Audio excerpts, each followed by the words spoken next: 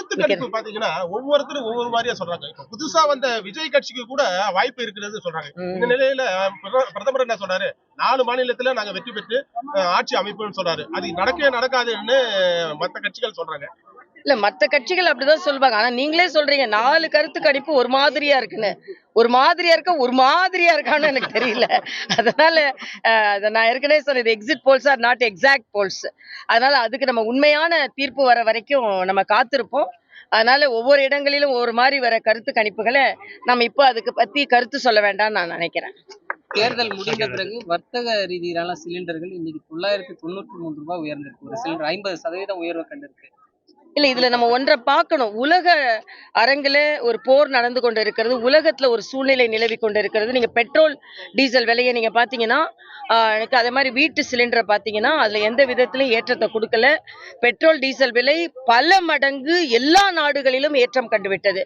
நம்ம நாட்டு மக்கள் மீது அந்த அந்த பளுவை சுமத்தக்கூடாது என்று பொருளாதார ரீதியாக எவ்வளவோ முயற்சிகளை மரியாதைக்குரிய பாரத பிரதமர் செய்து கொண்டிருக்கிறார். அதனால இது தற்காலிகமாக ஒரு ஏற்றம் தான். நிச்சயமாக பாரத பிரதமர் மக்கள் மீது எந்த பளுவையும் ஏற்ற மாட்டார். அதுக்கு உதாரணம் உலக நாடுகள் எல்லா இடங்களிலும் எண்ணெய் நாடுகள்ல போர் நடந்து கொண்டிருக்கிறதுனால பிரச்சனைகள் இருக்கும் பொழுது பெட்ரோல் டீசல் விலை ஏற்றப்படாமல் இருப்பது நமது மரியாதைக்குரிய பாரத பிரதமரின் ஒரு நிர்வாக திறமை என்பதை நாம் தெரிவித்துக் கொள்கிறோம்.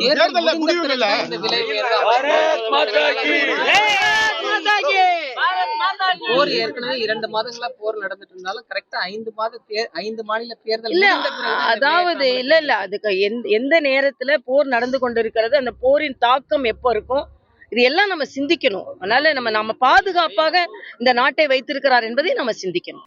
செய்திகளை உடனுக்குடன் தெரிந்து கொள்ள கீழ்கண்ட கேபிள் மற்றும் டிடிஹெச் நெட்வொர்க்குகளில் எம்நாடு செய்தி தொலைக்காட்சியை காணுங்கள்.